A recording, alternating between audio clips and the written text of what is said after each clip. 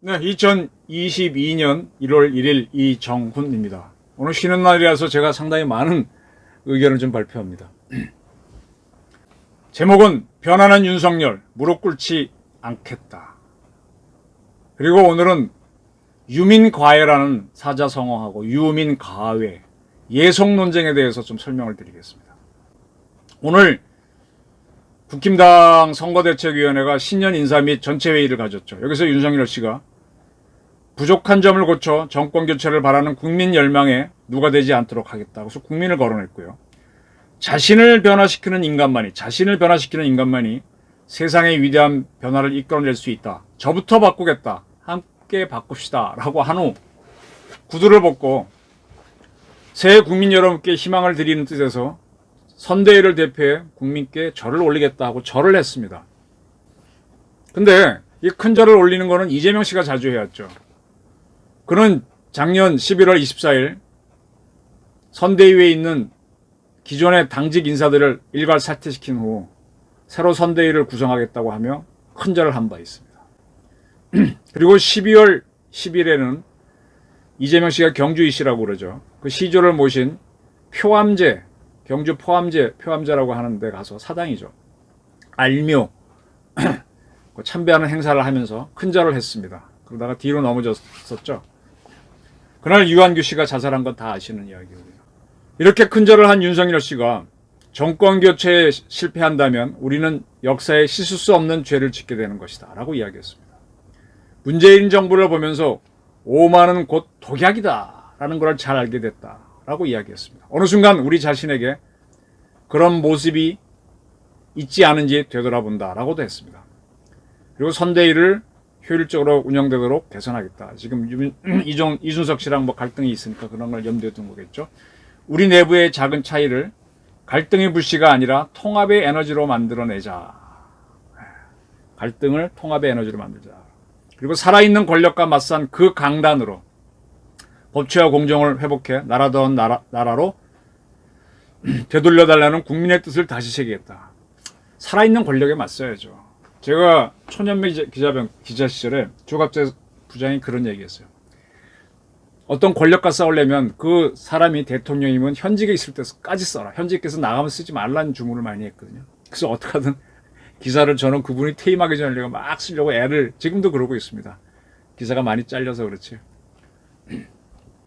윤석열 씨가 지난 12월 30일 페이스북에다가 흥미로운 내용을 썼어요. 무릎 꿇고 살기보다는 차라리 서서 죽겠다. 야당 대선 후보까지 사찰하는 문재인 플러스 이재명이죠. 문재명 집권 세력에 맞서 정권 교체 투쟁에서 반드시 승리하겠다. 보통 그는 페이스북에 쓸 때 길게 썼는데 굉장히 짧게 썼습니다. 그리고 29일 안동의 도산서원 방문에서는 공수처가 많은 언론인들과 그들의 모친 우리의 국회의원 3분의 2 가까이 통신 사찰을 했다면서 상당히 격앙된 모습을 보였습니다. 이렇게 무릎 꿇고 살지 않겠다라고 선언한 윤석열 씨에 대해서 민주당의 기동민, 김원희, 허영, 박상혜 의원이 공동성명을 발표했습니다.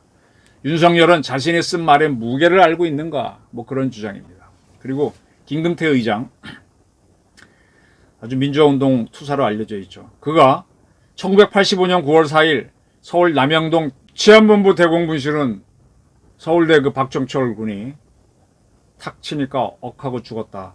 경찰은 그렇게 발표했지만 사실은 물고문했던 바로 그 현장이죠. 대공분실 515로 끌려가 23일간 불법 감금돼 매일 저녁 5시간씩 전기고문과 물고문을 번갈아 당했다. 그리고 1985년 12월 19일 서울지법 118호 법정에서 신문에 답변을 할 때 짐승의 시간을 증언하면서 고문당한 걸 이야기하면서 처음엔 약하고 짧게 점차 강하고 길게 강약을 번갈아 전기 고문이 진행되는 동안은 죽음의 그림자가 코앞에 다가왔다. 이때 마음으로 무릎 꿇고 사는 이보다 서서 죽기를 원한다는 노래를 뇌가렸다. 라고 김근태 선생이 이야기했다는 거죠. 이 말은 무릎 꿇고 살기보단 서서 싸우다 죽겠다. 이런 거는 김근태의 유산이 담긴 말이다. 김 의장에 대한 추모의 글이나 어떠한 것도 하지 않았는데 이런 말을 하는 그가 참 우습다는 얘기죠. 사과와 삭제를 요구한다 그랬습니다. 이에 대해 국힘당에서는 그 말을 자기만 독점적으로 하는 것이 참 안타깝다. 아집이다라 그랬습니다. 그리고 그 말은 김근태 씨가 한 게 아니라 알베르토 까미가 반항하는 인간 그 책에 나온다. 김근태의 독자적인 창안된 말이 아니다라 그랬습니다. 더 중요한 거 알려드릴게요. 저는 김근태 씨가 이 이야기 하기 전에 이미 우리가 다 알고 저 같은 대학생들이 알고 있던 노래 거였습니다. 무릎 꿇고 살기보단 서서 싸우기를 원한다. 우리들은 정입하다. 훌라훌라. 훌라송이 80년대 대학가에서 많이 유행한 데모가였습니다. 그 데모가를 김근태 씨도 재판받 고문 나가면서 속으로 불렀던 겁니다. 이 훌라송이 뭔가 하면요. 원래 아일랜드 민요입니다. Johnny I hardly knew you. 나는 너를 거의 알지 못해. 그런 민요가 있었대요. 아일랜드 민요가 영어랑 조금 다르죠. 근데 이게 아일랜드 사람들이 영국의 압제를 피해서 영국이 식민지인 미국으로 많이 건너갔었잖아요. 남북전쟁이 일어났을 때 이 곡조를 개사를 해서 가사는 달리해서 When Johnny comes marching home, 조니가 집으로 돌아올 때, 전쟁 끝내고 집으로 돌아올 때, 집으로 행진해 올 때 이런 제목으로 바꿔서 다른 가사를 해서 그 곡조에다 많이 불렀습니다. 이러한 그때는 군인용, 군사용 노래가 된 거죠. 그러다가 이 노래가 6.25 전쟁 때 미군이 많이 참전하면서 우리나라에도 들어옵니다. 이 곡조가 들어옵니다. 그래서 우리가 또 이거 우리 말을 붙이죠. 유치원 가게 되면 지금도 부를 겁니다. 손을 잡고 왼쪽으로 빙빙 돌아라. 손을 잡고 오른쪽으로 빙빙 돌아라. 이게 바로 그 노래입니다. 지금은 동요로 부르고 있죠. 이 노래를 1970년대 서울대학교에서는 데모를 할 때 우리들은 정입하다 훌라훌라 우리들은 훌라훌라 무릎 꿇고 살기보다 서서 싸기를 원한다. 이렇게 불렀습니다. 이게 훌라송입니다. 그러니까 김근태 씨가 만든 노래도 아니고 이미 우리도 알고 있던 노래죠. 그런 겁니다. 이렇게 이제 무릎 꿇고 살기보다 서서 싸우기를 원한다라 이걸 갖고 논쟁하는 걸 보면서 저는 예속 논쟁이 떠오릅니다. 좀 심하다고 볼지 모르지만 가만히 보면 그게 발견됩니다. 1588년 임진왜란이 일어나기 4년 전에 정열입 영모 사건이 일어납니다. 기축곡사라 그러죠. 그 사건으로 그때 조선의 조정은 동인하고 서인이 다투고 있습니다. 서인이 권력을 잡습니다. 그리고 4년 후에 임진왜란이 일어나는데 여기서 패전을 하잖아요. 조선이 사실상. 근데 그걸로 하니까 서인들이 물러나야죠. 물러났습니다. 힘을 많이 잃었습니다. 다 잃지는 않았지만. 근데 이들이 그로부터 한 30년 후에 있었던 인조 반정으로 다시 권력을 잡습니다. 권력을 잡았는데 이 인조가 제대로 하지 못하잖아요. 병자호란을 당합니다. 우리가 오랑캐로 봤던 여지족한테 지배를 항복을 하게 됩니다. 이때 삼전도에 나와서 인조는 군신관계를 약속하고 항복을 하죠. 이로써 서인 정권이 몰락합니다. 몰락하면서 인조의 두 아들인 큰아들 소현세자하고 둘째 아들 복림대군은 청나라의 인질이 돼서 심양으로 끌려갑니다. 그리고 동인계열이었던 남인이 집권을 하는데 야당이 된 서인들은 자기들이 졌음에도 불구하고 그 책임을 면하려고 청을 치자는 북벌을 주장합니다. 그리고 이제 티약티약하고 가는 거죠. 그 사이에 심양에 가 있던 소현세자는 상당히 개방된 사람이었던 모양이에요. 우리를 항복시켰지만은 청나라 선비들, 고관들과 교류하면서 개하단 문명을 막 습득하려고 합니다. 그리고 청나라와 잘 지내는 게 우리 국익에 좋다고 봅니다. 그의 동생인 복림대군은 반청주의자가 됩니다. 그때 많은 조선인들이 포로로 잡혀와서 노예가 돼 있었는데 그들과 자신을 동일시하면서 청나라에 대한 반감을 품습니다.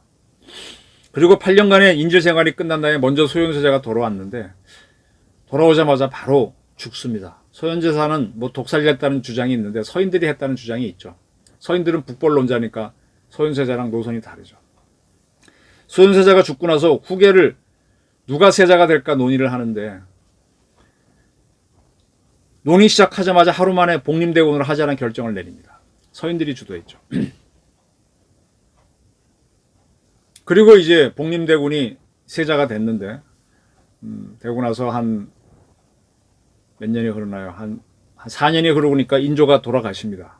그리고 그 복림대군, 세자가 된 복림대군이 조선의 왕, 효정이 됩니다. 그 효정이 한 10년 정치하다가 죽습니다. 죽으니까 그때 이제 인조는 이 복림대군의 효정의 친엄마는 아니에요. 계모입니다. 인조가 이제 후비로 들인 조대비가 있는데 상복을 몇 년 입어야 하는가 놓고 서인하고 남인 사이에 싸움이 벌어집니다.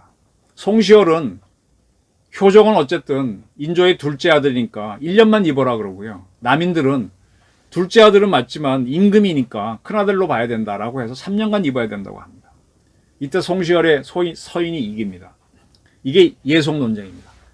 아무 중요한 것도 아닌데 예복, 사람 죽었을 때, 아들 죽었을 때 그것도 친아들도 아닌데 상복 몇 년 입냐 갖고 서로 기싸움 하는 건데 이걸로 서인들이 이겨서 재집권합니다. 그러니까 그 효정이 죽은 다음에 복림대군이 왕이 되는데 그거는 현정이죠. 아주 서인들도 싫어하게 됩니다. 그러다가 이 효정의 왕비인 장씨가 죽습니다. 그때까지 조대비는 살아 있었는데 이 조대비가 또 몇 년간 상복을 입어야 되느냐 갖고 또 싸웁니다. 이때는 서인이 패배합니다. 서인의 총수인 성시열이 귀양을 가죠. 그 남인이 집권합니다만 그 남인 세력은 몇 년 후에 있었던 숙종 때 경신왕국으로 다시 서인이 집권하면서 남인 세력은 몰락하죠. 이 서인 세력이 그 후에 노론으로 바뀌어서 조선이 망할 때까지 집권하면서 나라를 패망하게 만드는 그런 권력이 되는 거죠. 이 예속 논쟁이 결국 조선을 망하게 하는 겁니다. 아무 실익도 없는데 자기네끼리 파벌 싸움하면서 그렇게 하는 겁니다. 저는 무릎 꿇고 싸우기보다는 이 저작권 누구한테 했냐 논쟁을 예속 논쟁에 비교를 하는데 그래야만 빨리 이 쓸데없는 짓들을 안 할 거 아닙니까? 운동권 세력들은요 자기들을 자꾸 영웅화하는 버릇이 있습니다. 제사와 격식을 굉장히 중시하는 게 보여요. 제 눈에는 보입니다. 탁현민 씨가 홍범도 유해 귀환했을 때 아주 멋있게 뭐 행사를 하고 애국가도 이상하게 부르게 했지 않습니까?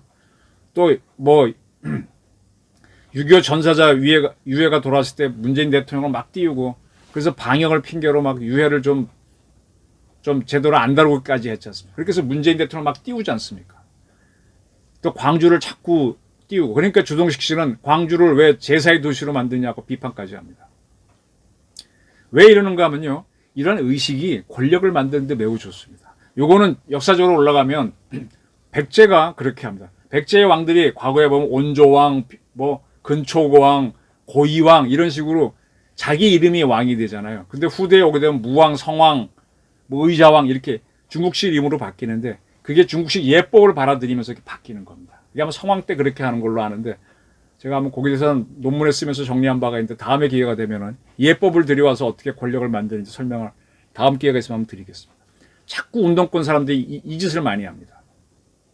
그렇게 하면 집권에 유리하고 사람이 숭배하게 되거든요. 이게 권력 구축인데 근데 여기에 지금 반대로 가는 사람이 윤석열 씨예요. 지난번에 부인 김건희 씨가 사과하기 전부터 그가 계속 국민을 거론하더라고요. 그리고 최근에 와서는 감정이 올라온 듯 격한 발언을 많이 하고 여기에 대해서는 야당은 말실수라고 하는데 말실수가 아니라 저는 의도된 발언으로 봅니다. 그리고 국민의힘이 참 그 사람들이 오히려 힘이 없는 것 같아요. 이 야당이 싸우려면은 격정을 갖고 싸워야 되거든요. 왜냐하면 자꾸 여당은 틀을 만들고 의식을 만드니까 그걸 깨려면은 옛날 함석헌 선생이 얘기했던 야인 기질로 가야 되는데 국힘당에 있는 사람들은 그걸 못하고 있어요. 가만히 보니까 그 사람들이 월급쟁이 의식을 갖고 있습니다.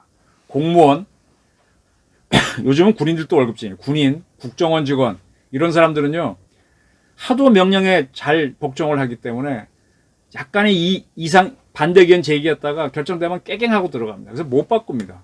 그러니까 자꾸 의식만 강화하면 집권하는 데 문제가 없어요. 지금 이재명 씨가 그걸 딱 아니까 대전 현충원을 주로 하고 이승만 박정희는 참배하지 말라 문화 만들면 그 따라갑니다. 공무원들 별거 아니에요. 기자들도 요즘은 공무원에서 그냥 따라갑니다. 이게 참 문제인데 국민들은 그렇게 보진 않죠.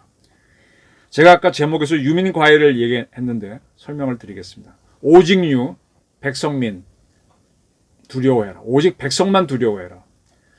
천재지변도 위정자한테는 큰 사건이지만 더 두려운 게 백성의 마음이다. 이거는 홍길동의 저자인 허균이 호민론에서 주장한 겁니다. 여당은 조직을 이용해서 어떤 제사나 의식을 만들어 통제하고 이건 법이야 이러면은 월급쟁이 한 국힘당 출신도 이해하고 따라가잖아요. 근데 그렇게 가게 되면 정권 교체는 불가능합니다. 국민들도 꼼짝 못하고 따라가는데 누가 총대를 들어줘야 되잖아요. 그래서 야권의 투사는 야인 기질로 격정적으로 가야 됩니다. 그걸 지금 윤석열 씨가 하는 걸로 저는 보입니다. 계속 국민을 이야기하는 게 윤석열이라는 사람이 유민과외를 의식한 게 아닌가. 유민과외로 예속 논쟁을 뛰어넘으려고 하는 걸로 저는 봅니다. 일단은. 이게 힘이 딸릴지 어떨지 모르죠.